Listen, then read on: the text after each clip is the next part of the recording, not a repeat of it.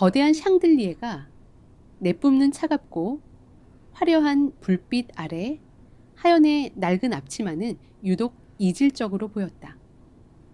집안 전체가 며칠 뒤 열릴 그룹 창립 30주년 기념 행사 준비로 들떠 있었지만 그 화려함 속에서 하연에게 허락된 자리는 오직 부엌의 좁은 조리대 앞뿐이었다. 그녀는 거실에서 들려오는 사람들의 여유로운 대화 소리를 등진 채 묵묵히 고급 식기들을 마른 행주로 닦아내고 있었다. 거실 중심에 놓인 앤티크 소파에는 시어머니 순자가 가장 우아한 자세로 앉아 있었다. 그녀의 시선은 며느리인 하연이 아니라 맞은편에 앉은 젊고 세련된 여자를 향해 고정되어 있었다. 최고급 실크 블라우스를 입고 여유로운 미소를 띠고 있는 여자, 바로 상철 회장의 회사에서 대외협력실장을 맡고 있는 세영이었다. 순자는 세영을 친딸하니 자신이 진정으로 원했던 완벽한 며느리상으로 대하며 칭찬을 아끼지 않았다. 순자는 찻잔을 들어 올리며 부드럽지만 뼈가 있는 목소리로 입을 열었다. 세영 실장이 이번 해외 파트너사와의 협약식 총괄을 맡아주어서 얼마나 든든한지 몰라요. 우리 서준이 혼자서는 버거웠을 텐데 미국에서 공부한 세영 실장이 옆에 있으니 내 마음이 다 놓이네요. 집안의 격이라는 건 역시 배운 사람들의 태도에서 나오는 법이지요. 그녀의 말끝은 교묘하게 부엌 쪽을 향해 늘어졌다. 하연을 향한 명백한 조롱이었다. 세영은 찻잔을 우아하게 내려놓으며 가벼운 미소로 화답했다. 과찬이십니다, 어머님. 서준 본부장님도 워낙 감각이 뛰어나셔서 제가 오히려 많이 배우고 있는걸요. 이번 유럽 파트너사와의 계약만 성사되면 아버님의 회사는 글로벌 기업으로 도약할 겁니다. 제가 제 집안일처럼 완벽하게 준비하겠습니다. 세영의 입에서 자연스럽게 흘러나온 어머님이라는 호칭과 제 집안일이라는 단어가 부엌의 공기를 날카롭게 갈랐다. 하연은 접시를 닦던 손을 잠시 멈추었지만 이내 아무런 표정 변화 없이 다시 손을 움직였다. 6년의 결혼 생활 동안 하연은 이런 종류의 은근한 배제와 모욕에 철저히 길들여져 있었다. 그때 외출복 차림에 시동생 서준이 거실로 들어서며 대화에 합류했다. 그는 특유의 과시적인 태도로 세영의 옆자리에 앉으며 유창한 영어로 이번 협약식의 비즈니스 플랜을 이야기하기 시작했다. 세영 역시 자연스럽게 영어로 맞장구를 치며 전문적인 무역 용어들을 섞어 대화를 이어갔다. 두 사람이 뿜어내는 이국적인 대화의 흐름은 거실에 보이지 않는 거대한 장벽을 만들어냈다. 그것은 고등학교 졸업장 하나만 쥔 채 이 집에 들어온 며느리 하연을 철저히 소외시키기 위한 고의적이고 잔인한 무대였다. 순자는 흐뭇한 표정으로 두 사람을 바라보다가 하연을 향해 차가운 시선을 던지며 지시를 내렸다. 하연아, 거기서 꾸물거리지 말고 과일 좀 새로 깎아내와라. 세영 실장 입맛에 맞게 가장 단 것으로만 골라서 예쁘게 담아 와야 한다. 하연은 젖은 손을 앞치매에 대충 닦고는 쟁반을 들고 거실로 나갔다. 그녀가 테이블 위에 과일 접시를 조심스럽게 내려놓는 순간 순자의 서늘한 목소리가 하연의 정수리에 꽂혔다. 그리고 너 행사 당일에는 연회장 메인홀 근처에는 얼씬도 하지 마라. 수백 명의 귀빈들과 해외 바이어들이 모이는 자리다. 고졸인 네가 우리 가족들과 나란히 서 있으면 기자들이나 동문회 사람들이 우리 집안 수준을 어떻게 보겠니? 넌 그냥 로비 구석의 보관소에서 손님들 외투나 정리하고 답례품 꾸러미나 신경 써라. 그게 네가 가장 잘할 수 있는 일이니까. 그 말에 거실의 공기가 순간 무겁게 가라앉았다. 남편 성우는 그 자리에 있었지만 아내의 수모를 방관하듯 시선을 회피한 채 휴대전화 화면만 들여다보고 있었다. 갈등을 피하는데 익숙한 그의 비겁함은 언제나 하연의 가슴에 가장 깊은 상처를 남겼다. 세영은 미안한 척 눈썹을 약간 늘어뜨리며 하연을 쳐다보았지만 그녀의 입계는 숨기지 못한 우월감이 희미하게 번져 있었다. 하연은 허리를 꼿꼿하게 편 채 순자의 눈을 바라보았다. 억울함이 목 끝까지 차올랐지만 그녀는 감정을 철저히 억누르며 차분한 목소리로 대답했다.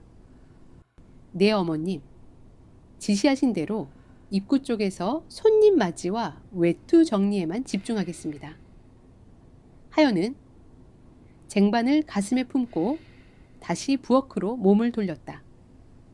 뒤통수 너머로 순자가 세영을 향해 안도의 한숨을 섞어 내뱉는 소리와 격이 떨어져서 부끄럽다는 식의 험담이 이어졌다. 하연은 부엌 구석에 서서 거칠어진 자신의 손끝을 내려다 보았다. 어린 시절 파산한 아버지를 따라 항만 창고와 무역 거래처를 밤낮 없이 뛰어다니며 실전으로 익혔던 그녀의 빛나던 감각들은 이 집안의 오만한 학벌주의 아래서 6년째 철저히 썩어가고 있었다. 밤이 깊어지고 거실의 손님들이 모두 돌아간 뒤 하연은 홀로 남아 서재와 거실을 정리하기 시작했다. 집안은 차가운 정막으로 가득 차 있었다.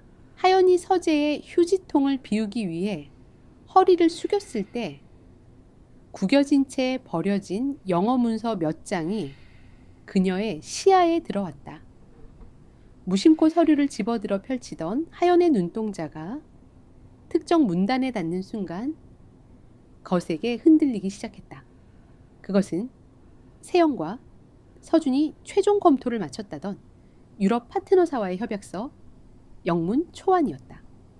하연의 시선이 계약의 핵심인 책임분담 조항과 납품 수량단위 표기란에 멈춰 섰다. 10대 시절부터 아버지 곁에서 수많은 국제 계약서를 분석하며 생존의 감각을 익혔던 그녀의 눈에 그것은 단순한 번역 실수가 아니었다. 원본의 무게 단위와 영문 번역본의 단위가 완전히 다르게 기재되어 있었고 위약금 조항의 책임 소재는 모호하게 뒤틀려 있었다. 만약 이대로 서명이 이루어진다면 회사는 단 한 번의 납품 실수만으로도 수백억 원의 손해배상을 고스란히 떠안고 파산에 이를 수 있는 치명적인 독소 조항이었다. 하연은 구겨진 종이를 양손으로 쥐고 빳빳하게 폈다. 어두운 서재의 스탠드 불빛 아래서 그녀의 맑고 서늘한 눈빛이 날카롭게 빛났다. 자신을 한낱 외투나 정리하는 고졸 자빌꾼으로 취급하던 명문대 출신 엘리트들의 오만함이 정작 회사의 숨통을 끊어놓을 거대한 함정을 파놓았다는 사실을 직감하는 순간이었다. 하연의 가슴 깊은 곳에서 6년 동안 억눌려 있던 뜨거운 불씨가 서서히 타오르기 시작했다. 그녀의 손끝에 쥐어진 이 구겨진 종이 한 장이 오만한 집안의 권력 구도를 송두리째 뒤엎을 거대한 폭풍의 시작이라는 것을 그녀는 본능적으로 깨닫고 있었다. 지하하다 구겨진 계약서를 손에 쥔 하연의 시선은 한참 동안 허공을 맴돌았다.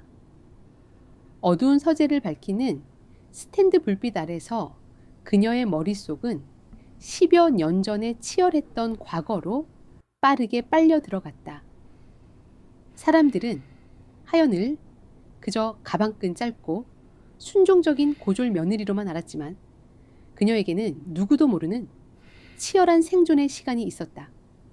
10대 시절 아버지가 지인의 보증을 잘못 써며 건실했던 무역회사가 하루아침에 무너져 내렸다.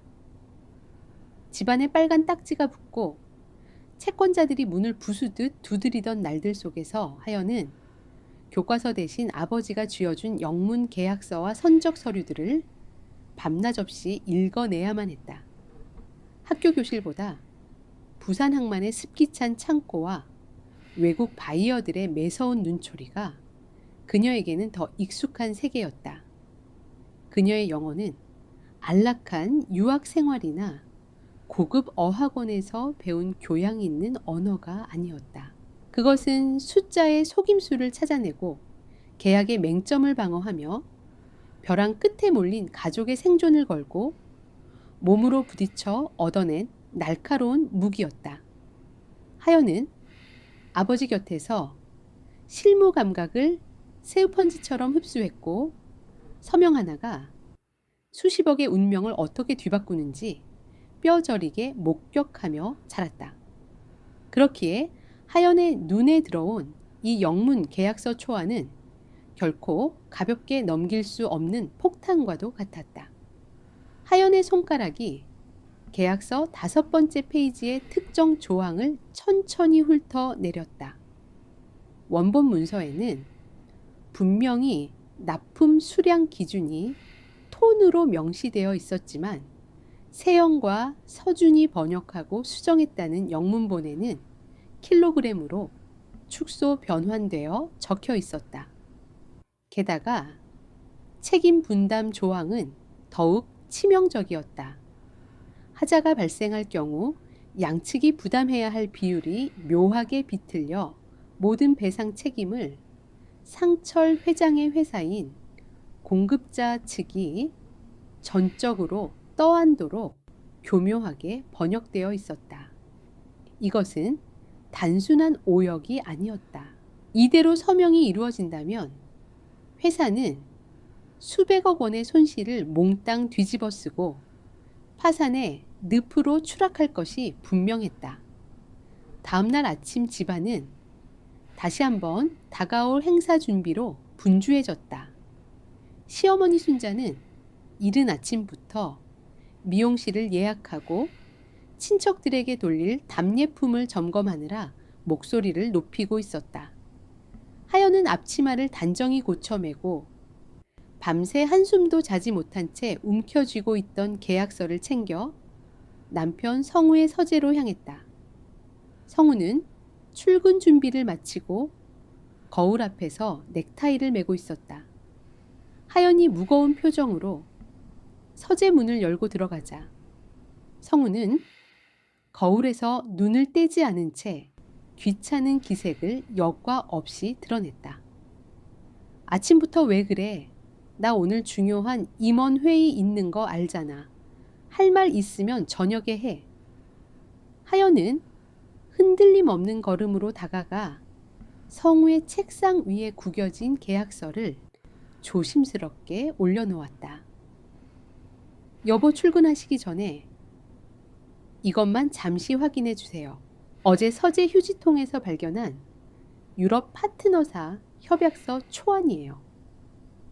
성우는 넥타이를 쥔 손을 멈추고 미간을 잔뜩 찌푸린 채 아내를 돌아보았다. 그의 얼굴에는 명백한 불쾌감이 떠올랐다.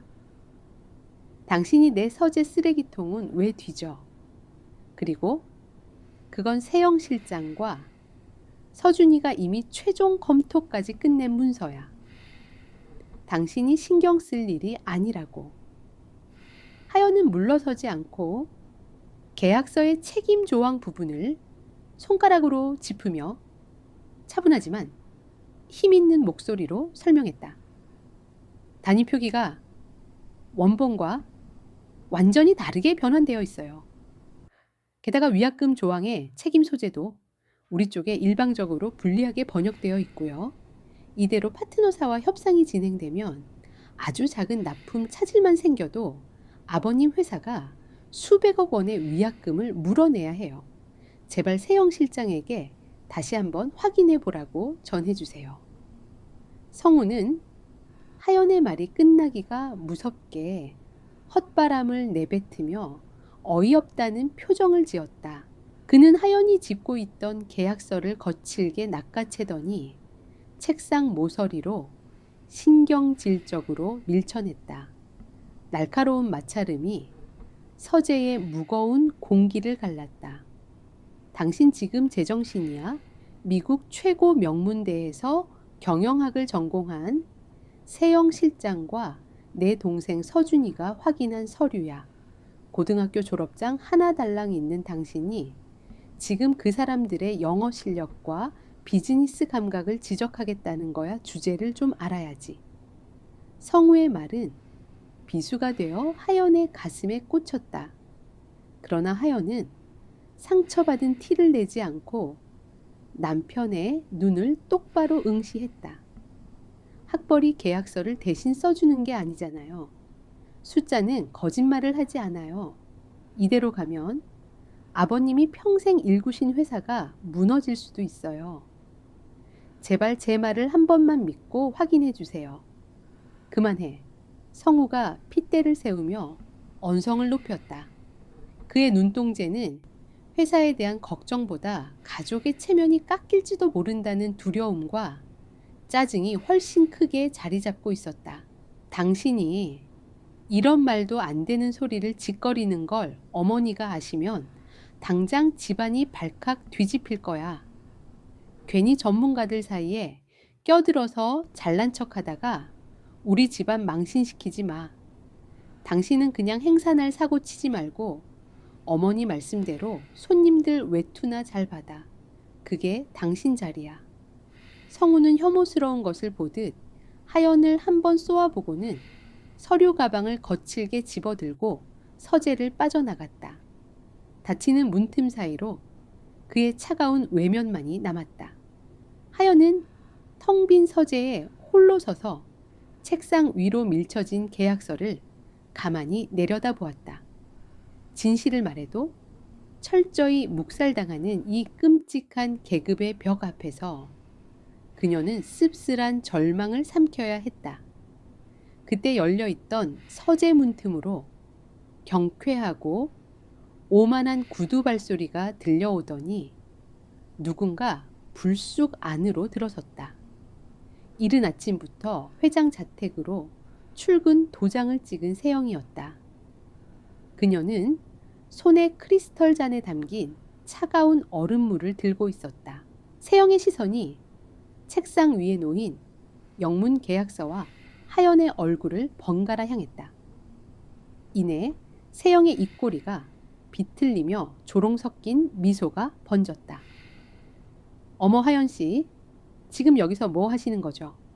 그건 제가 어제 폐기한 초안 문서 같은데 설마 제 서류를 몰래 훔쳐보고 계셨던 건 아니죠?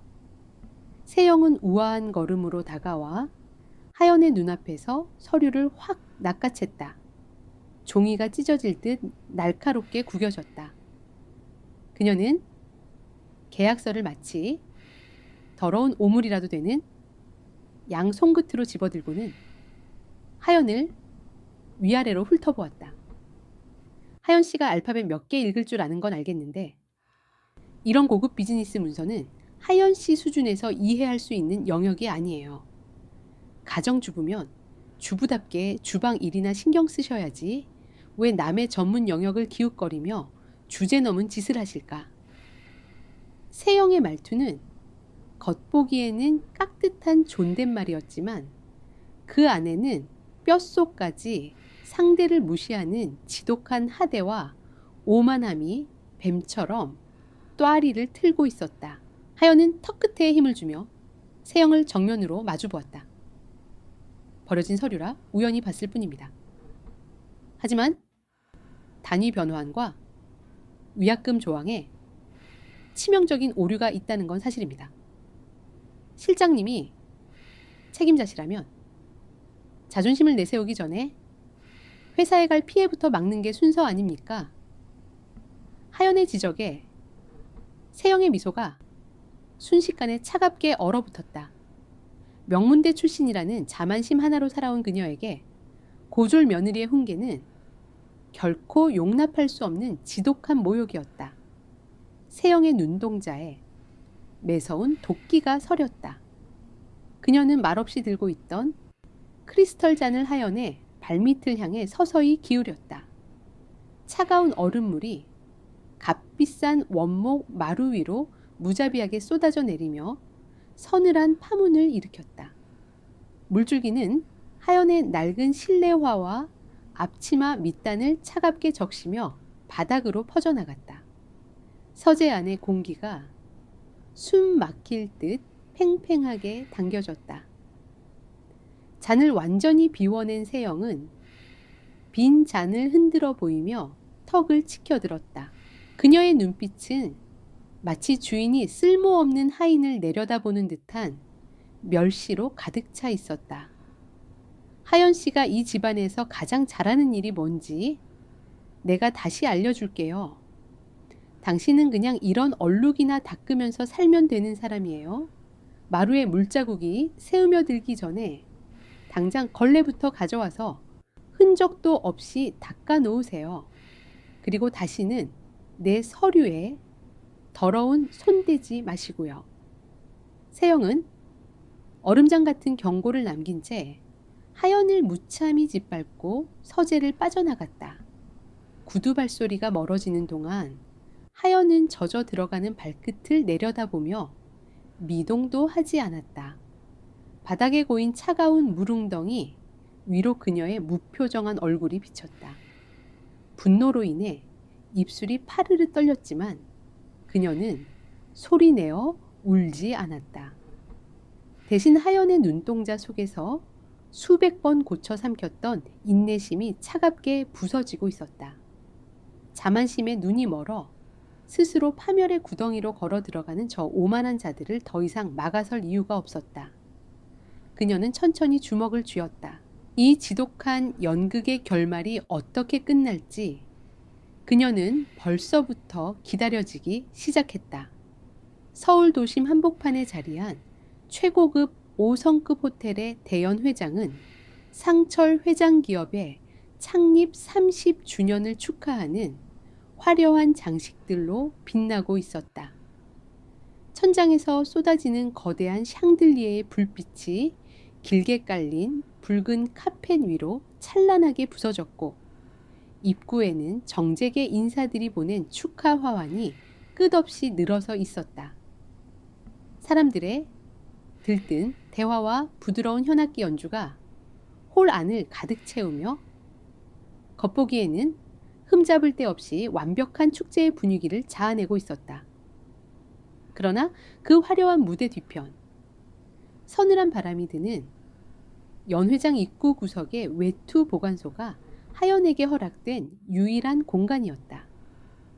시어머니 순자는 집안의 격을 떨어뜨리는 고졸 며느리가 귀빈들의 눈에 띄는 것을 철저히 막기 위해 하연에게 호텔 서비스 직원의 짙은 남색 유니폼을 입게 했다.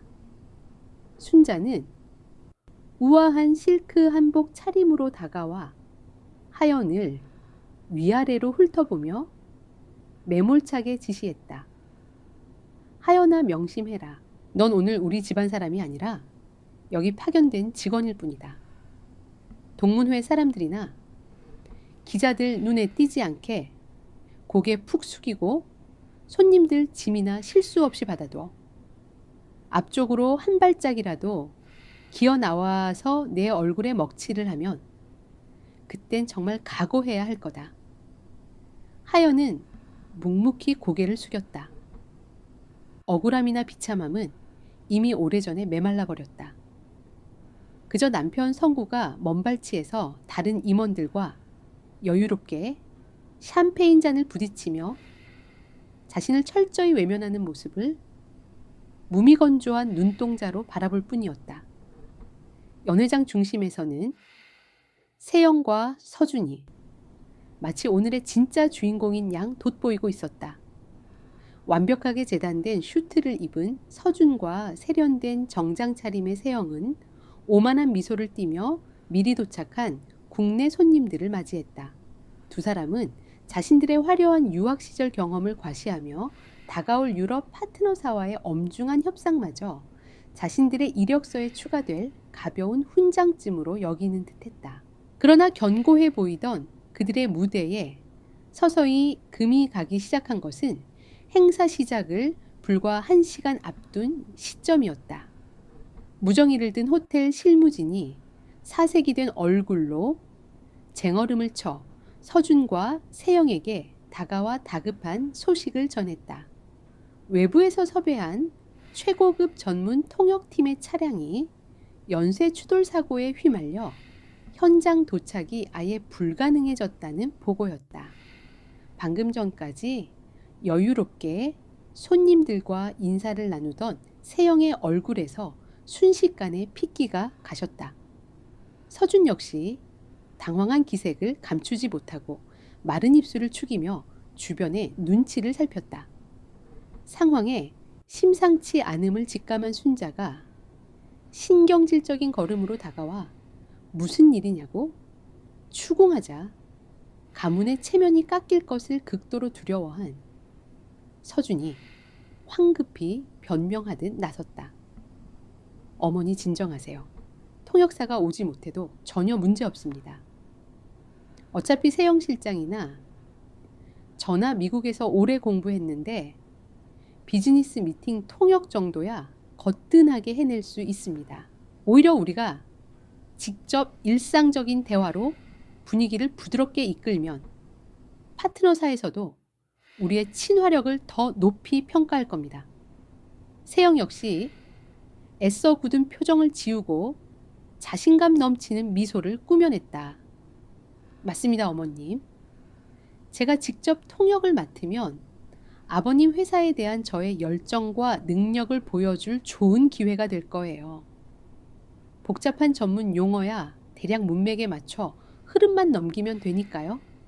너무 걱정하지 마세요. 수백억 원의 위약금이 걸린 치명적인 계약서의 오류를 놓치고도 그들은 여전히 일상적인 회화 실력 하나만 믿고 국제 비즈니스의 무게를 가볍게 여기는 치기 어린 오만함에 빠져 있었다. 그들의 근거 없는 장담이 연 회장 복도를 맴돌 때 예정된 시간보다 무려 30분이나 일찍 입구에 거대한 유리문이 양쪽으로 열렸다. 건장한 경호원들의 호위를 받으며 유럽 파트너사의 핵심 임원진이 모습을 드러냈다.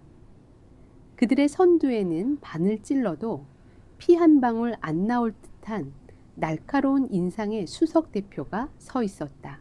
그는 화려한 행사장의 거칠애에는 전혀 관심이 없다는 듯 차갑고 분석적인 눈빛으로 주변을 빠르게 훑어내렸다. 서준은 긴장한 손바닥을 바지춤에 문지르고는 가장 먼저 달려나갔다. 그는 과장된 미소와 함께 지극히 가벼운 일상 영어로 첫인사를 건넸다.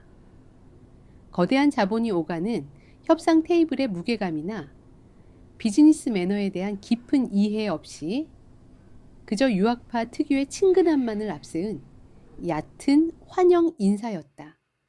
그 순간 수석 대표의 꼿꼿했던 발걸음이 제자리에 우뚝 멈췄다.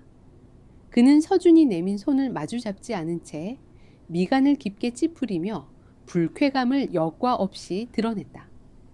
수백억 원의 명운이 걸린 엄중한 자리에서 자신을 마치 동네 파티에서 만난 가벼운 친구 대하듯 맞이하는 한국 측 담당자의 언어 수준과 경박한 태도에 그는 첫 1분 만에 심각한 실망과 의구심을 느낀 기색이 역력했다.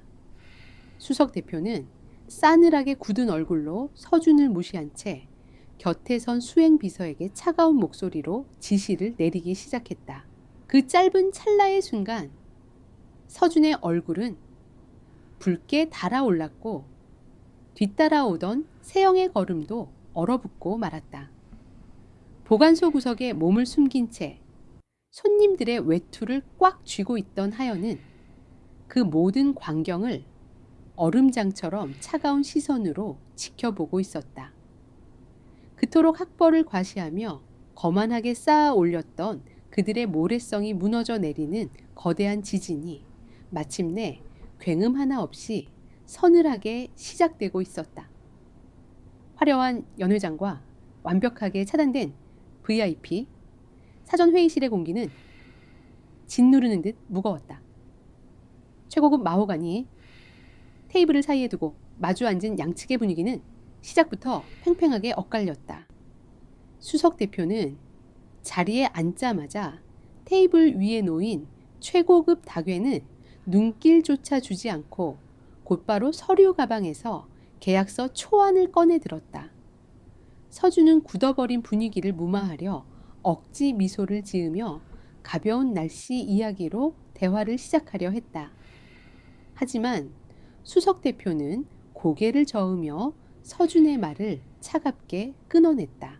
그는 곧장 납품 기한 연장에 따른 지연 배상금과 독점 공급권의 법적 한계에 대한 날선 질문을 던졌다.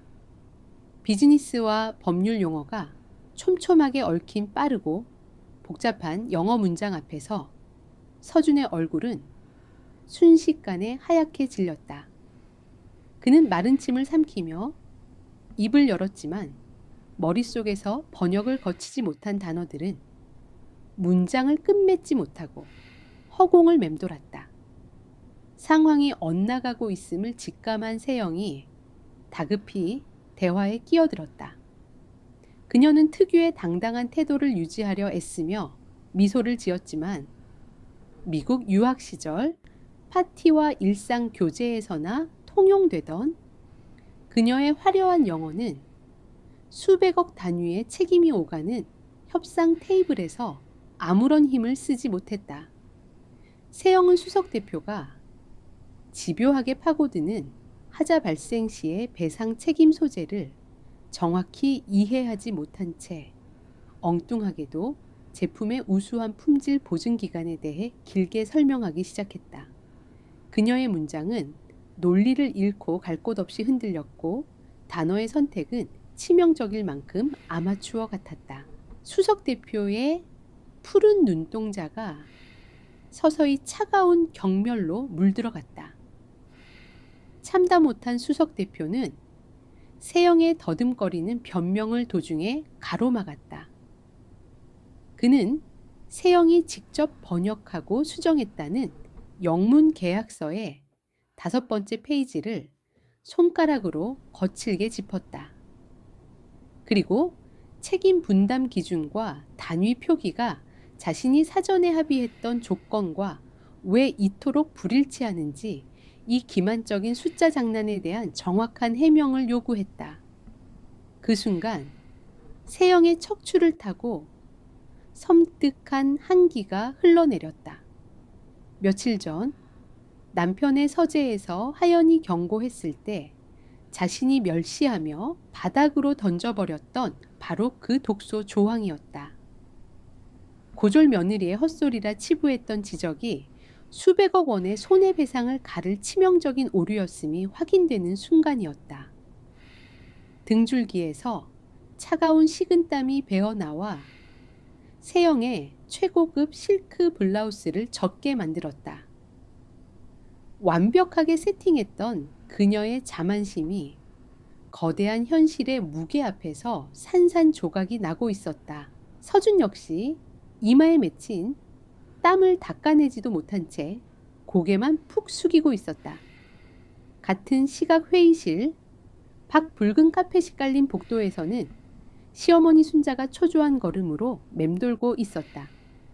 그녀의 머릿속에는 오직 밖에서 대기하고 있는 언론사 기자들과 동문회 사람들에게 과시할 가문의 체면뿐이었다.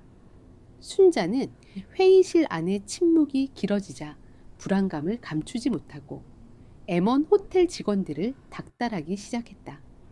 그녀는 귀빈들에게 대접할 차의 온도가 미지근하다며 날카로운 목소리로 쏘아붙였고 찻잔에 배열이 흐트러졌다며 신경질을 부렸다.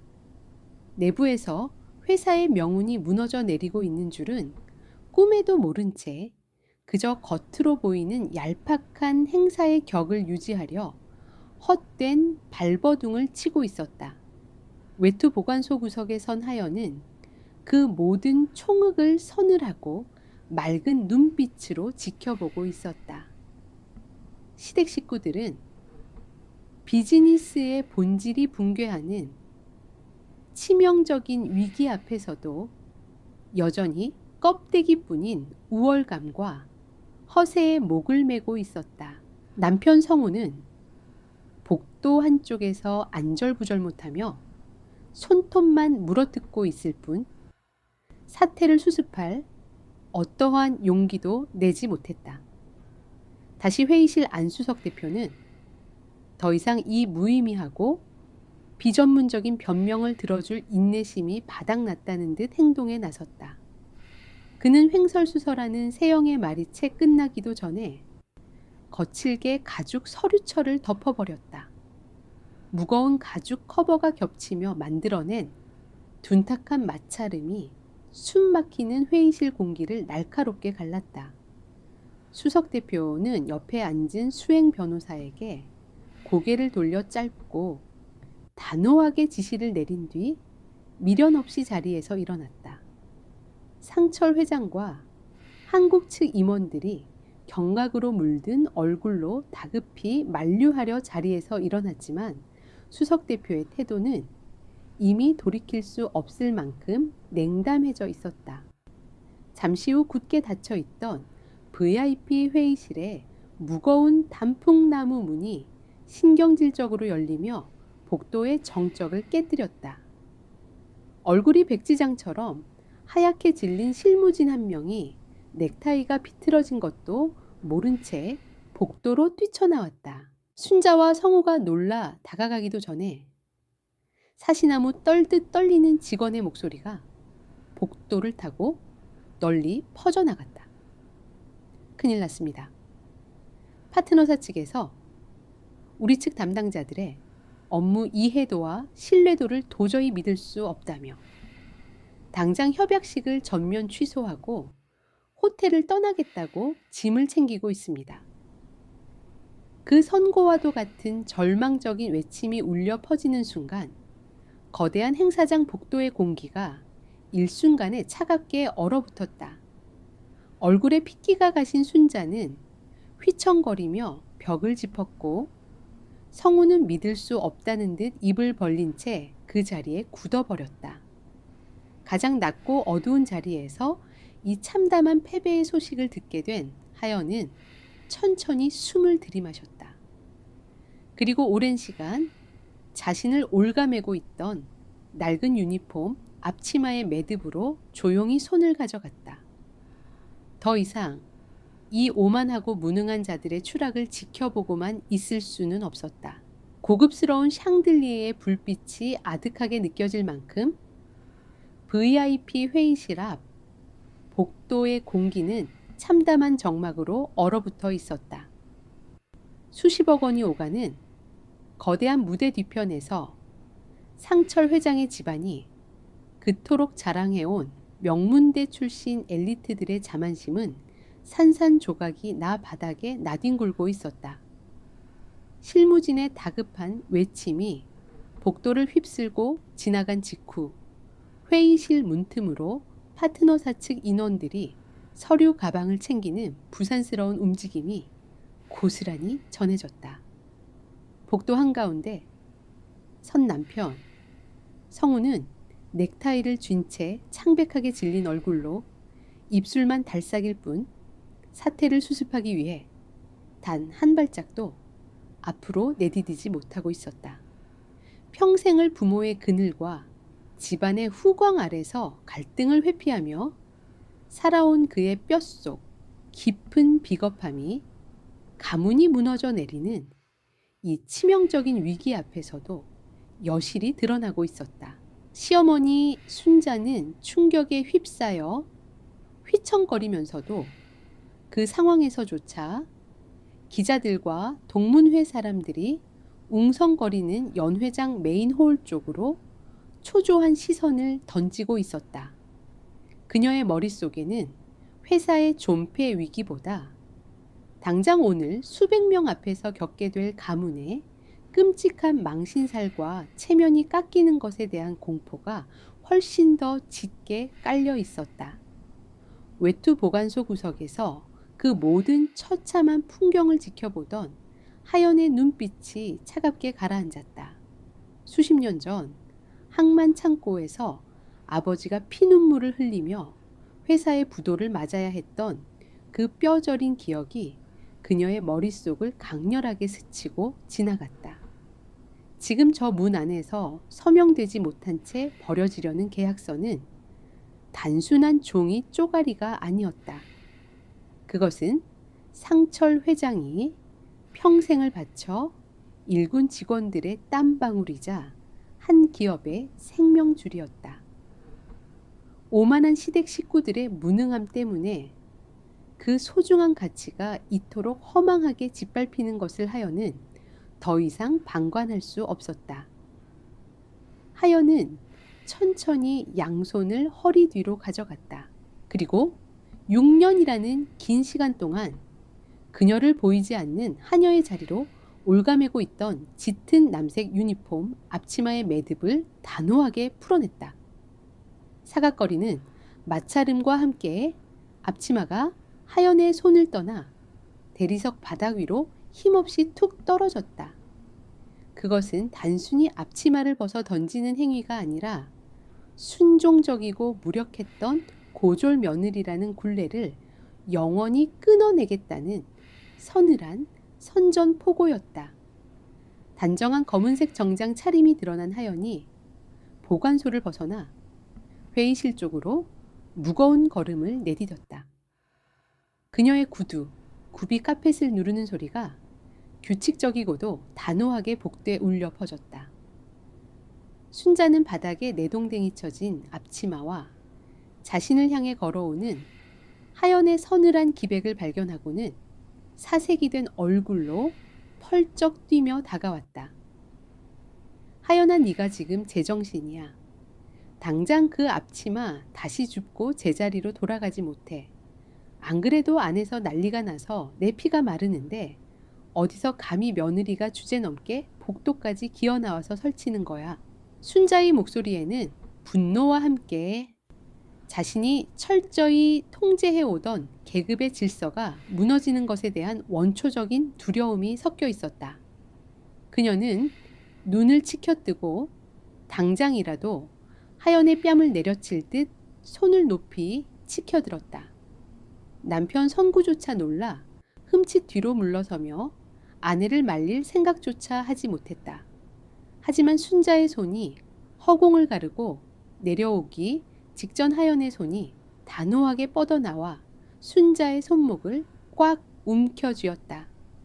순자는 난생 처음 겪는 며느리의 거센 반항에 숨을 들이켜며 경악했다. 하연의 악력은 흔들림 없이 단단했고 그녀의 눈빛은 순자의 오만한 허세를 꿰뚫을 만큼 차갑고 매서웠다. 어머님, 하연의 목소리는 낮았지만 복도의 공기를 완전히 압도할 만큼 묵직하게 울렸다. 지금 어머님이 지키셔야 할 건 가짜는 집안의 체면이 아니라 아버님의 회사입니다. 밖에서 사람들이 비웃는 게 두려우십니까? 안에서 무능한 엘리트들이 회사의 명운을 쓰레기통에 처박고 있는 건 두렵지 않으시고요. 순자는 충격으로 입술을 파르르 떨며 아무런 대답도 하지 못했다. 하연은 쥐고 있던 순자의 손목을 미련 없이 털어내듯 밀쳐냈다. 순자가 비틀거리며 벽에 등을 기대는 사이 하연은 시선을 돌려 굳게 닫혀 있던 VIP 회의실의 육중한 문을 향해 걸음을 옮겼다. 성우가 뒤늦게 정신을 차리고 하연의 팔을 붙잡으려 다가왔지만 하연은 그를 돌아보지도 않은 채 차갑게 어깨를 빼냈다. 비키세요. 당신이 도망친 자리 제가 수습하러 가는 거니까. 하연의 단호한 거절에 성우는 얼어붙은 듯 제자리에 멈춰 섰다. 하연은 더 이상 망설이지 않았다. 그녀의 손이 차가운 금속 문고리를 굳게 쥐었다. 이 문을 여는 순간 시댁이 6년간 쌓아 올린 지독한 학벌의 철옹성이 어떻게 무너져 내릴지 하연은 누구보다 잘 알고 있었다. 회의실 문이 묵직한 마찰음을 내며 서서히 그러나 완전히 열려 젖혀졌다. 하연의 차갑고도 당당한 발걸음이 마침내 금기의 선을 넘어 폭풍의 눈 한가운데로 진입하고 있었다. 육중한 단풍나무 문이 부드럽지만 거센 힘에 밀려 열리며 회의실 안에 팽팽했던 공기를 단숨에 갈랐다. 그 안의 풍경은 처참했다. 유럽 파트너사의 수석 대표는 이미 서류 가방에 잠금 장치를 채우고 자리에서 일어나 외투를 걸치고 있었고, 상철 회장은 얼굴이 흑빛으로 변한 채 수행원들의 부축을 받고 있었다. 서준은 땀에 젖은 앞머리를 쓸어 올리며 어쩔 줄 몰라 했고, 세영은 수치심에 아래 십수를 지식이며 시선을 바닥에 쳐박고 있었다. 그 참담한 패배의 현장 한가운데로 하연이 걸어 들어왔다. 낡은 앞치마를 벗어 던지고 단정한 검은색 정장 차림으로 나타난 그녀의 모습은 6년간 집안의 그림자처럼 엎드려 있던 순종적인 고졸 며느리가 아니었다. 서준은 하연의 모습을 발견하자마자 이성을 잃고 핏대를 세웠다. 자신이 망쳐버린 협상 테이블의 수치를 자신이 가장 얕잡아 보던 형수에게 들켰다는 모멸감이 그의 이성을 마비시켰다. 형수님, 지금 제정신입니까? 여기가 어디라고 함부로 끼어들어요. 당장 나가지 못합니까? 서준의 날카로운 호통이 회의실 벽을 때렸지만 하연은 눈길조차 주지 않았다. 세영 역시 원망 섞인 눈으로 하연을 쏘아보며 손가락질을 하려 했지만 하연의 꼿꼿한 걸음은 조금도 흔들리지 않았다. 그녀는 자신을 가로막으려는 서준을 차가운 어깨선으로 가볍게 밀어내고는 회의실 문을 나서려던 수석 대표의 앞을 막아섰다. 수석 대표는 불쾌한 표정으로 불청객을 내려다보았다. 무례한 난입에 대한 항의의 표시로 그가 막 입을 열려는 찰나하연의 입술에서 먼저 유창하고도 묵직한 영어가 흘러나왔다. 대표님, 당신이 분노하신 지점은 정확히 납품 지연 배상금의 모호한 산정 기준과 독점 공급권의 법적 한계 조항일 것입니다. 하지만 당신이 방금 덮어버린 그 서류는 이 협상의 본질을 담고 있는 것이 아니라 무지한 자들이 훼손해 놓은 껍데기에 불과합니다. 하연의 입에서 쏟아진 영어는 세영이 구사하던 파티용 회화나 서준의 어설픈 교과서식 영어가 아니었다. 그것은 어린 시절부터 거친 항만 창고와 살벌한 협상 테이블을 오가며 뼈를 깎는 실전으로 단련된 날카롭고도 완벽한 비즈니스 언어였다. 그녀의 발음은 단호했고 문장 구조는 오랜 시간 법률 검토를 마친 듯 정교했으며 억양에는 상대의 기선을 제압하는 전문가 특유의 강한 확신이 실려 있었다. 회의실 안의 모든 사람들은 마치 벼락이라도 맞은 듯 그 자리에 얼어붙었다.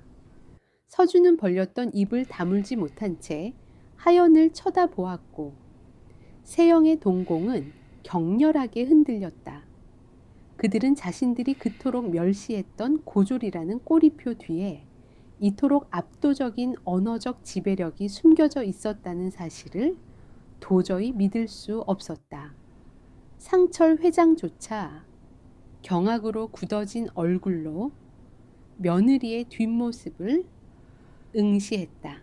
하연은 당황한 엘리트들의 시선은 철저히 무시한 채 오직 수석 대표의 푸른 눈동자만을 정면으로 마주보며 말을 이었다.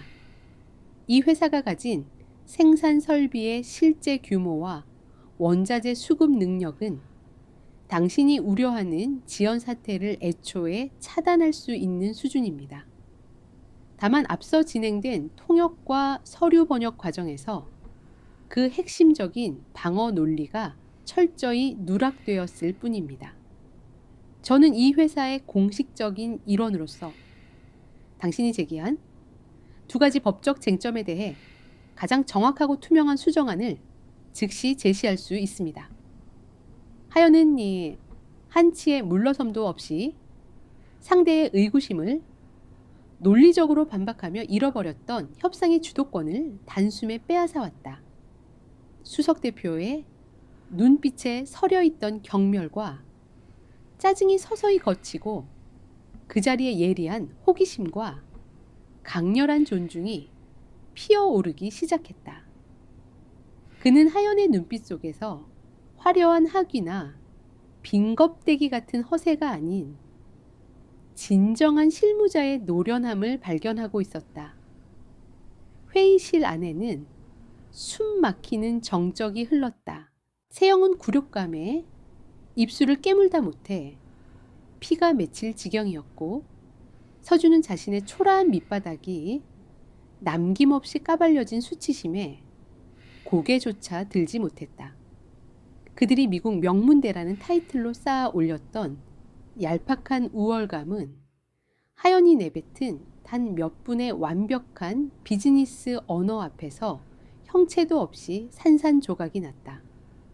짧지만 영원 같았던 침묵이 흐른 뒤 수석 대표의 얼굴에 처음으로 미세한 미소가 번졌다. 그는 들고 있던 서류 가방을 단호한 동작으로 다시 테이블 위에 내려놓았다. 그리고 돌아섰던 몸을 완전히 하연 쪽으로 향한 뒤 세영과 서준이 앉아있던 자리 옆에 텅 빈 의자를 정중한 손짓으로 가리켰다. 당신 같은 전문가가 왜 처음부터 이 테이블에 없었는지 도무지 이해할 수 없군요. 수석 대표는 곁에 선 수행 변호사에게 다시 자리에 앉으라는 눈짓을 보내며 하연을 향해 분명하고 정중한 목소리로 말했다. 자리에 앉으시죠. 우리는 아직 끝내지 못한 이야기가 있는 것 같군요. 그 한마디가 회의실에 울려 퍼지는 순간 하연을 제외한 모든 시댁 식구들의 세상이 완전히 뒤집어졌다. 그들이 쳐놓은 지독한 계급의 벽을 무너뜨린 완벽한 침입자가 드디어 자신이 마땅히 있어야 할 제왕의 자리에 오르는 순간이었다. 하연이 수석 대표의 정중한 권유에 따라 협상 테이블의 빈자리에 착석하는 순간 회의실 안의 권력 구도는 완전히 뒤집혔다. 방금 전까지 그 자리를 독차지하고 있던 세영과 서준은 꿀먹은 벙거리처럼 입을 다문 채 가장자리로 밀려났고 그들의 얼굴에는 변명조차 불가능한 짙은 패배감과 모멸감이 엉켜 있었다. 상철 회장은 충격에서 헤어나오지 못한 채 굳은 표정으로 며느리의 꼿꼿한 뒷모습을 응시했다. 자신이 평생 무시하고 곁에 두기조차 꺼렸던 고졸 며느리가 지금 수백억 원의 명운이 걸린 거대한 비즈니스 무대를 완벽하게 장악하고 있었다. 그 사실은 상철 회장의 오랜 편견을 무참히 부수며 등줄기에 식은땀을 흐르게 만들었다. 하연은 자리에 앉자마자 미세하게 떨리는 손끝을 테이블 아래로 숨기며 호흡을 가다듬었다. 겉으로는 얼음장처럼 차분했지만 6년 동안 짓눌려 있던 억울함과 세상을 향해 처음으로 자신의 진가를 증명해내는 이 순간의 격정은 가슴속에서 거세게 요동치고 있었다. 그러나 그녀는 감정에 휩쓸리지 않고 오직 눈앞의 계약서 위로 시선을 고정했다. 수석 대표는 하연이 앉자마자 곧바로 가장 민감한 조항들을 날카롭게 파고들었다. 하연은 막힘없이 그리고 단호하게 그의 질문을 받아쳤다. 그녀의 통역은 단순한 언어의 변환이 아니었다. 세영이 어설픈 직역으로 뒤틀어 놓았던 문맥의 오류를 짚어내고 한국 측의 양보 가능한 한계선과 파트너사가 얻게 될 이익을 정교하게 저울질하며 협상의 흐름을 주도하는 완벽한 조율이었다. 하연은 수석 대표에게 한국의 원자재 수급 방식과 하청업체 관리 시스템을 실무자의 시선에서 명확하게 설명하며 그들이 우려하던 납품 지연의 리스크가 기호에 불과하다는 것을 숫자로 증명해 보였다. 수석 대표의 고개가 점점 끄덕여졌고 그의 수행 변호사 역시 펜을 들어 하연이 제시한 대안들을 메모하기 시작했다. 그 광경을 지켜보는 세영의 입술은 수치심과 분노로 파르르 떨리고 있었다. 명문대 경영학과를 수석으로 졸업하고 집안의 후광을 등에 업고 승승장구해온 그녀의 완벽했던 가면이 학벌 하나 없다고 벌레 보듯 무시했던 하연 앞에서 처참하게 찢겨 나가는 중이었다. 세영은 어떻게든 이 굴욕적인 상황을 만회해보고자 떨리는 목소리로 끼어들었다. 하연 씨, 그 부분은 내가 앞서 대표님께 설명했던 내용이잖아요. 당신이 굳이 같은 말을 반복할 필요는 없어요. 이제 분위기가 풀린 것 같으니 통역은 다시 내가 하겠어요. 세영의 다급하고 앙칼진 한국어에 수석 대표가 미간을 찌푸리며 하연을 바라보았다. 그는 세영의 태도에서 나오는 무례함과 초조함을 단번에 간파한 듯 불쾌한 기색을 숨기지 않았다. 하연은 세영을 돌아보지도 않은 채 얼음장같이 차가운 미소를 띠며 영어로 또렷하게 대답했다. 세영 실장님께서 앞서 설명하셨다는 그 내용은 독점 공급권의 기한을 영구적으로 보장하겠다는 터무니없는 오역이었습니다. 그것은 회사의 이익을 통째로 넘기겠다는 뜻과 다름없습니다. 제가 지금 바로잡은 것은 바로 실장님의 그 치명적인 실수입니다. 하연의 말은 세영의 마지막 남은 자존심마저 갈기갈기 찢어놓는 서늘한 비수였다. 세영의 얼굴이 수치심으로 붉게 달아오르다 못해 창백하게 질렸고 그녀는 더 이상 한마디도 덧붙이지 못한 채 고개를 떨구었다. 서준 역시 꿀먹은 번거리처럼 애꿎은 넥타이만 만지작거릴 뿐 형수의 완벽한 실무 능력 앞에 철저히 무릎을 꿇었다. 회의실의 공기는 이제 완전히 하연의 통제 아래 놓여 있었다.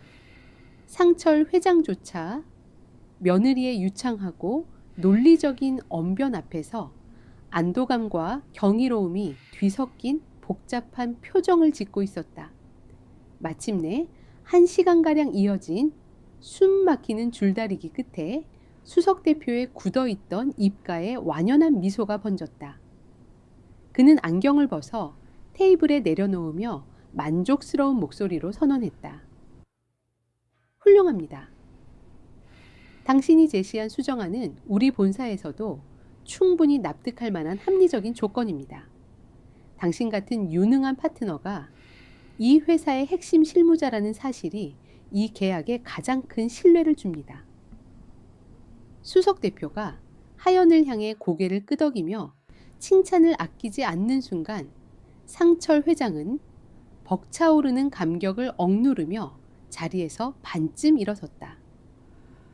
파산 위기까지 몰렸던 벼랑 끝에서 며느리의 기지로 기적처럼 살아 돌아온 순간이었다.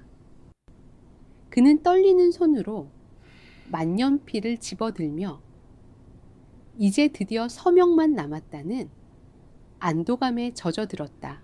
하지만 그 순간 하연이 갑자기 손을 들어 상철 회장의 만년필 끝을 가로막았다. 잠깐만요. 아버님.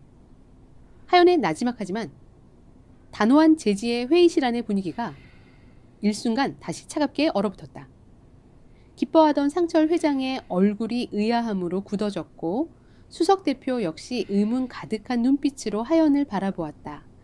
세영과 서준은 불길한 예감에 사로잡혀 침을 꼴깍 삼켰다.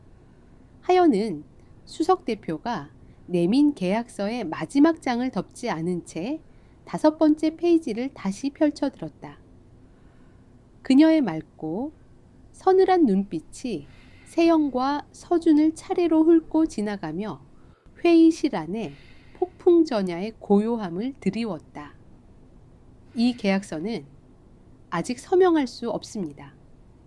하연의 입술에서 흘러나온 그 선고 같은 한마디가 회의실의 공기를 무겁게 짓눌렀다.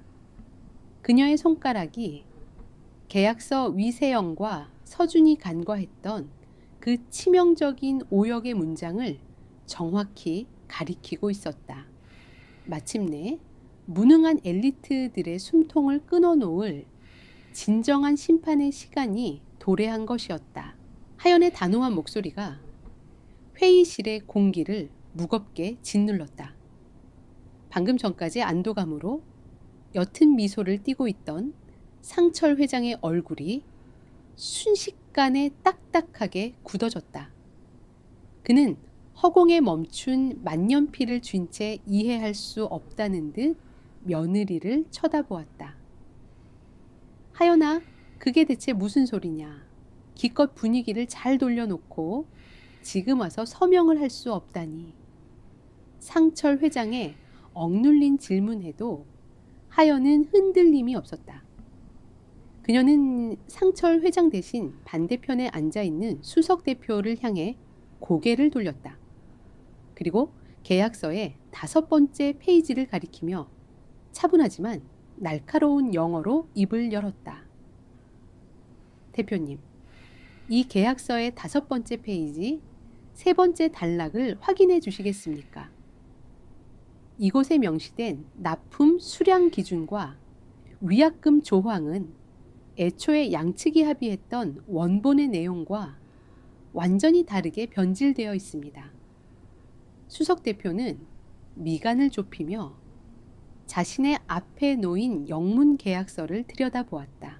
옆에 앉아있던 수행 변호사 역시 안경을 고쳤으며 서류로 시선을 내렸다. 하연의 길고 흰 손가락이 문제의 조항을 정확하게 짚어내며 설명을 이어갔다. 원본 서류에는 납품 기준 단위가 분명히 톤으로 기재되어 있었습니다.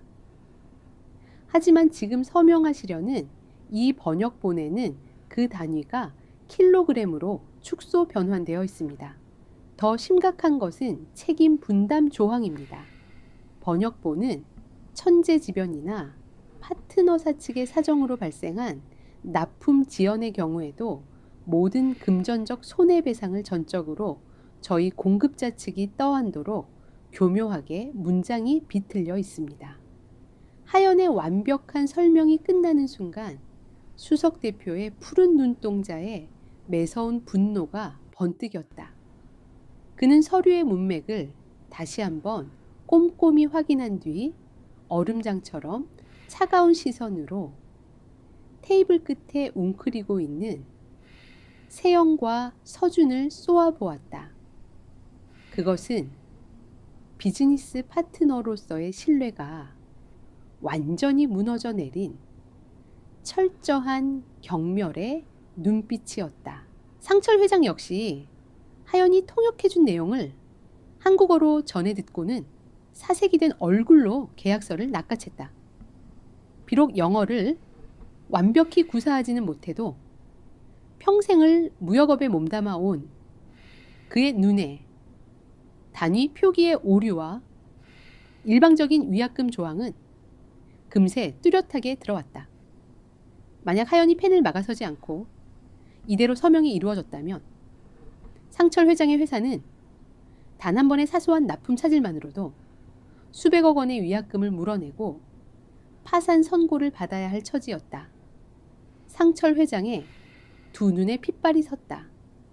그는 가문의 자랑이라며 떠받들었던 아들과 완벽한 며느리감이라며 아꼈던 세영을 죽일 듯이 노려보았다. 두 엘리트가 오만함에 취해 회사의 목줄을 끊어놓을 뻔했다는 참담한 진실이 그의 숨통을 조여왔다. 궁지에 몰린 세영이 파르르 떨리는 입술을 억지로 떼어내며 변명을 시작했다.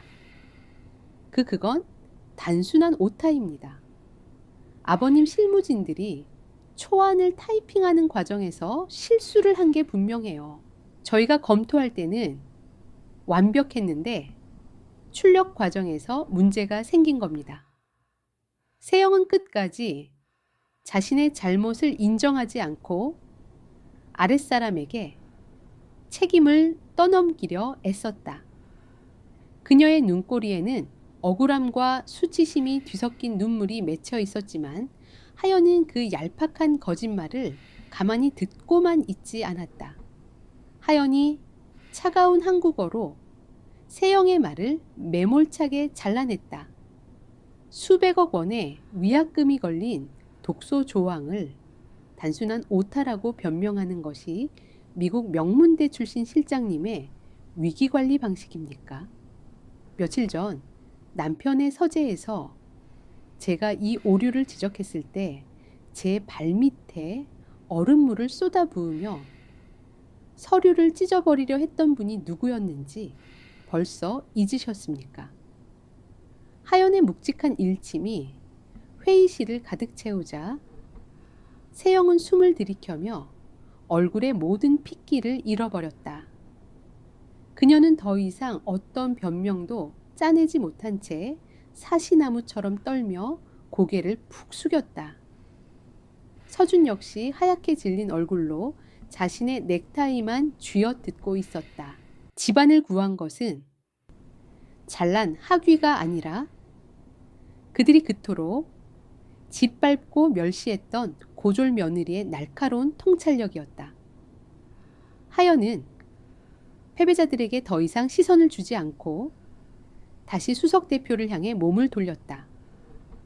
그녀는 상철 회장의 손에 들려있던 만년필을 정중하게 넘겨받은 뒤 오류가 있는 문장 위에 반듯하게 줄을 그었다.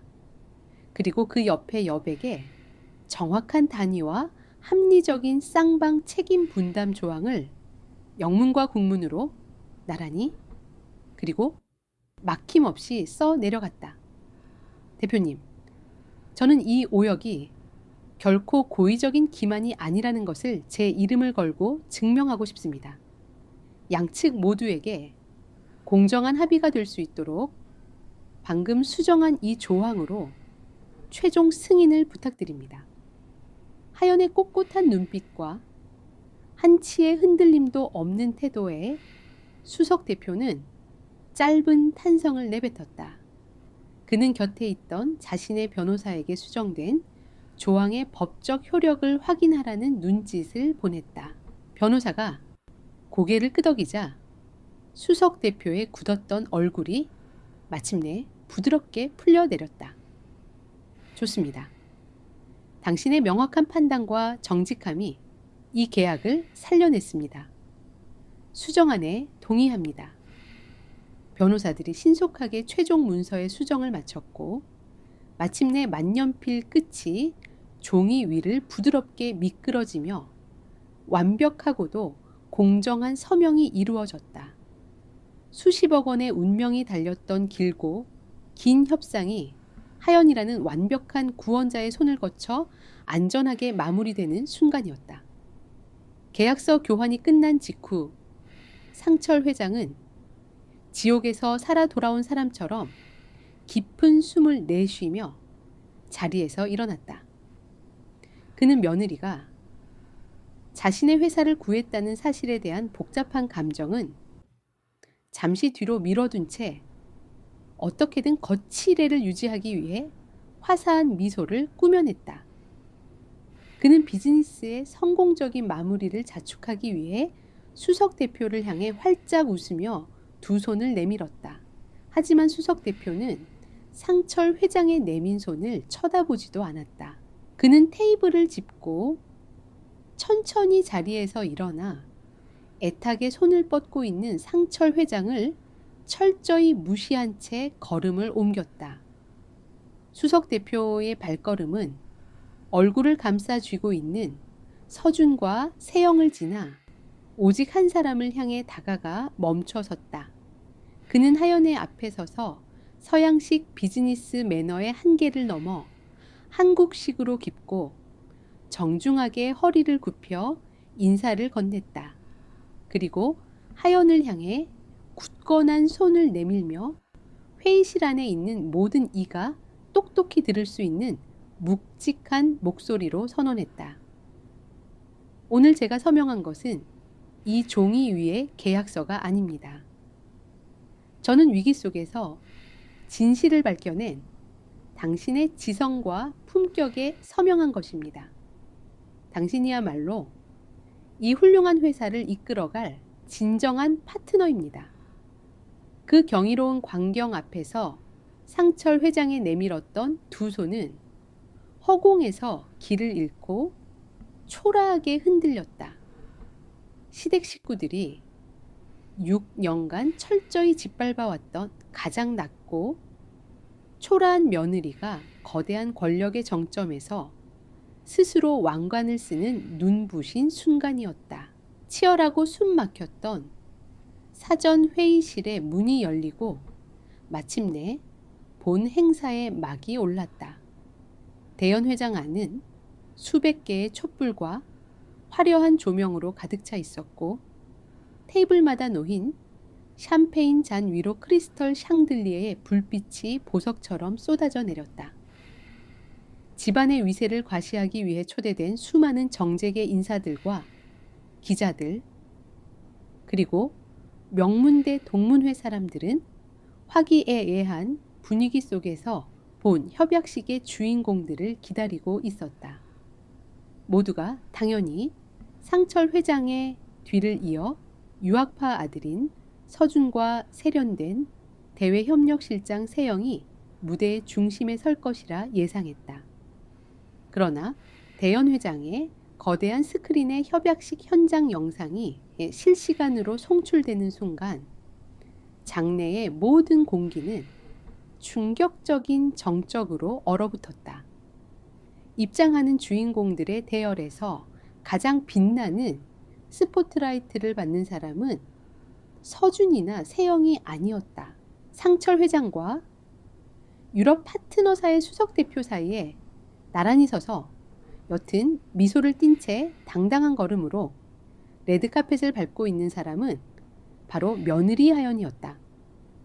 수석 대표가 호텔 측에 강력하게 요청하여 통역사의 자리가 아닌 파트너사의 공식 석상에 하연의 자리를 마련한 것이었다. 그녀는 더 이상 낡은 유니폼 차림이 아니었다.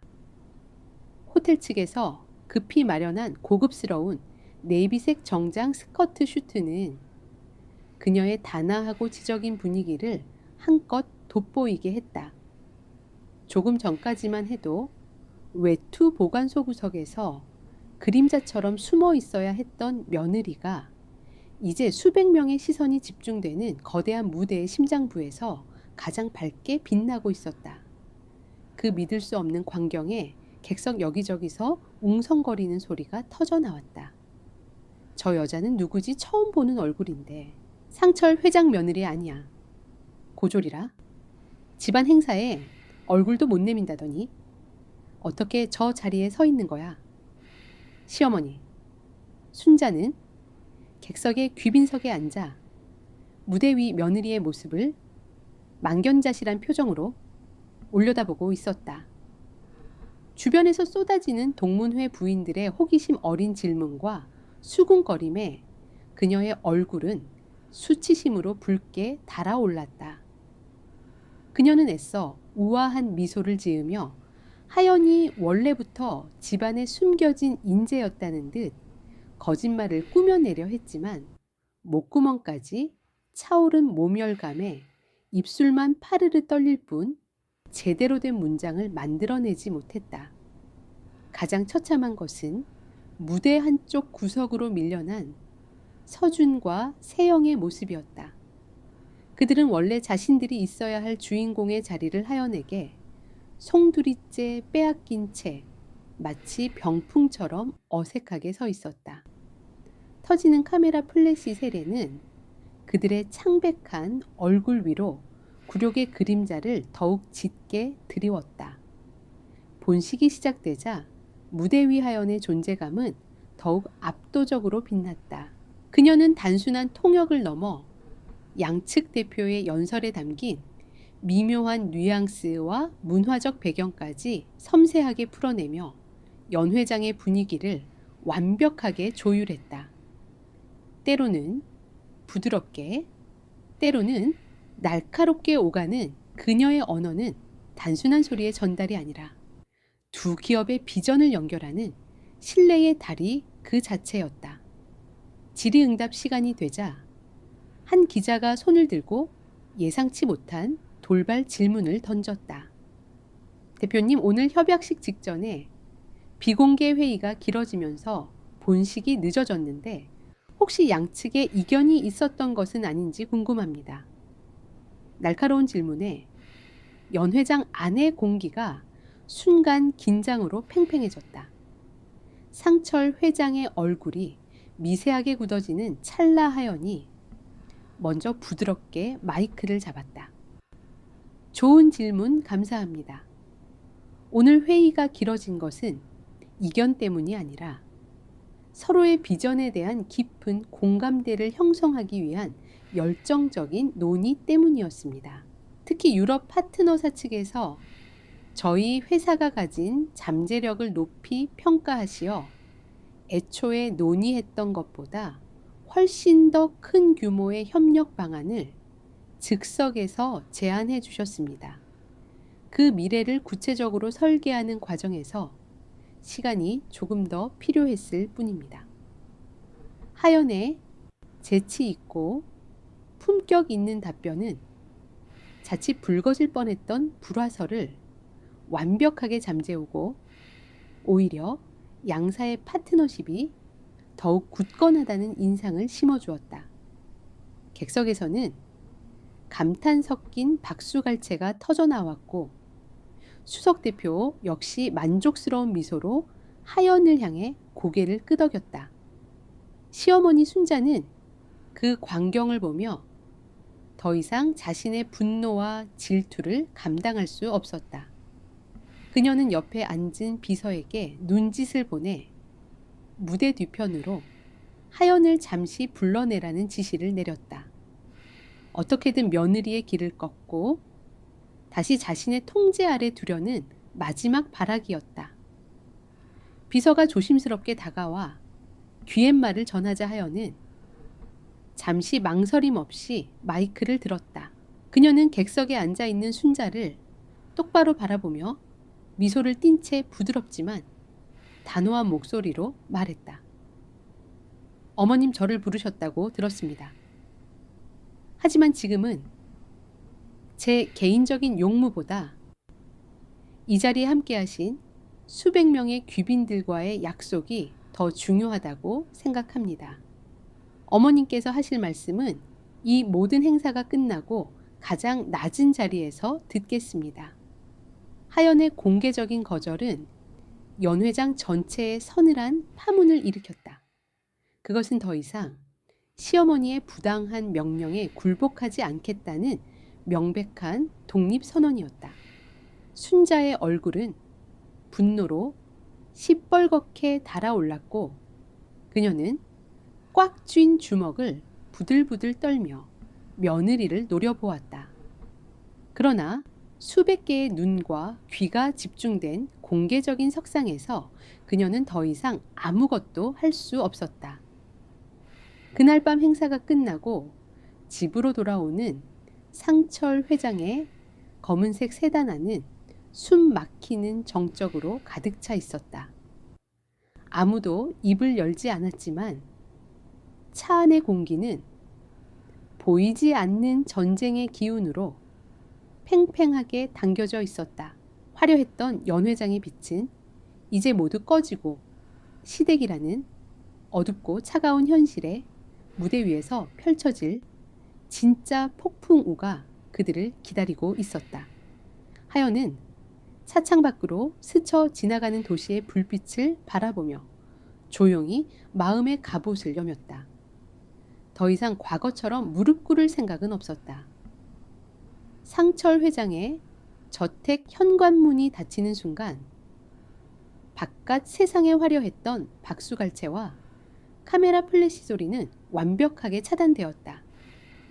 대리석 바닥 위로 구두굽 소리가 차갑고 날카롭게 울려 퍼지며 집안을 감싼 숨막히는 정적을 더욱 깊게 만들었다. 거실의 무거운 침묵을 깬 것은 남편 성우였다. 그는 어떻게든 이 폭풍 같은 상황을 무마하고 싶다는 듯 어색한 미소를 지으며 하연의 어깨를 감싸 안으려 했다. 하연아, 오늘 정말 고생 많았어. 당신 덕분에 회사가 큰 위기를 넘겼네. 역시 내 아내야. 이제 그만 진정하고 피곤할 테니 먼저 들어가서 좀 쉬어. 성우의 말은 칭찬의 형식을 띠고 있었지만 그 속내는 오늘 벌어진 모든 사건을 가족의 해프닝으로 축소하고 아내를 다시 조용한 내실로 밀어 넣으려는 비겁한 시도였다. 하지만 하연은 더 이상 그의 위선에 놀아나지 않았다. 그녀는 성우의 손을 차갑게 뿌리치며 한 걸음 뒤로 물러섰다. 제 자리가 어딘지 이제 와서 당신이 정해주지 않아도 돼요. 하연의 서늘한 거절에 성우는 당황한 얼굴로 굳어버렸다. 그때 분노를 억누르지 못한 시어머니 순자가 날카로운 목소리로 소리쳤다. 서하연, 네가 지금 누구 앞에서 그따위 불손한 태도를 보이는 거냐? 오늘 네가 운 좋게 사람들 앞에서 잠깐 주목 좀 받았다고 해서 이 집안의 며느리라는 내 본분까지 잊어버린 게야? 여기가 어디라고? 감히 시어미 와. 남편을 쏘아봐. 순자는 예전처럼 고함과 위세로 며느리를 굴복시키려 했다. 하지만 하연은 더 이상 고개를 숙이지 않았다. 그녀는 거실 중앙에 꼿꼿하게 선 채 순자의 분노 어린 눈을 정면으로 마주 보았다. 본분이요, 6년 동안 어머님이 제게 허락하신 본분이란 건 제 이름과 인격을 지운 채 그림자처럼 숨죽이고 사는 것뿐이었습니다. 어머님 눈에 저는 이 집안의 며느리가 아니라 학벌이 천하다는 이유로 언제든 짓밟아도 되는 하녀 그 이상도 이하도 아니었잖아요. 며느리의 입에서 터져나온 묵직한 진실에 순자는 순간 말문이 막혔다. 하연은 멈추지 않고 말을 이었다. 저는 오늘 제 능력을 증명하기 위해 나선 게 아닙니다. 당신들의 오만함과 무능함이 아버님의 평생을 짓밟은 것을 더 이상 지켜볼 수 없어서 나섰을 뿐입니다. 저는 당신들에게 인정받기 위해 발버둥 칠 생각 따위 없습니다. 이 집안의 썩어빠진 허세와 거짓된 질서를 바로잡지 못한다면 저는 차라리 제 발로 이 지옥 같은 곳을 떠나겠습니다. 닥치지 못할까? 마침내 침묵을 지키고 있던 상철 회장의 입에서 벼락 같은 고함이 터져 나왔다. 그의 눈은 분노로 이글거리고 있었다. 하지만 그 분노의 방향은 며느리가 아닌 자신의 아내와 아들을 향해 있었다. 전부 다 입 닥쳐라. 이 모든 사단을 만든 게 누군데? 지금 어디서 큰 소리를 치는 게냐? 상철 회장은 수치심에 얼굴이 일그러진 서준과 세영을 차례로 쏘아본 뒤 순자를 향해 실망과 경멸이 뒤섞인 목소리로 일갈했다. 그리고 당신 여태껏 며느리의 진가를 알아보지 못하고 그깟 얄팍한 졸업장 따위로 사람을 재단하며 집안의 큰 보배를 썩혀온 당신 죄가 가장 커. 오늘 하연이가 아니었다면 내 평생의 피와 땀이 당신들 손에 잿더미가 될 뻔했어. 당신들은 더 이상 이 일에 입댈 자격조차 없어. 거실 안의 공기가 완전히 상철 회장의 분노에 압도되었다. 그는 씩씩거리며 숨을 고르더니 하연을 향해 몸을 돌렸다. 그의 목소리는 여전히 엄했지만 그 안에는 이전에는 없었던 깊은 신뢰와 존중이 묻어 있었다. 하연아, 오늘부로 너는 더 이상 이 집의 조용한 며느리가 아니다.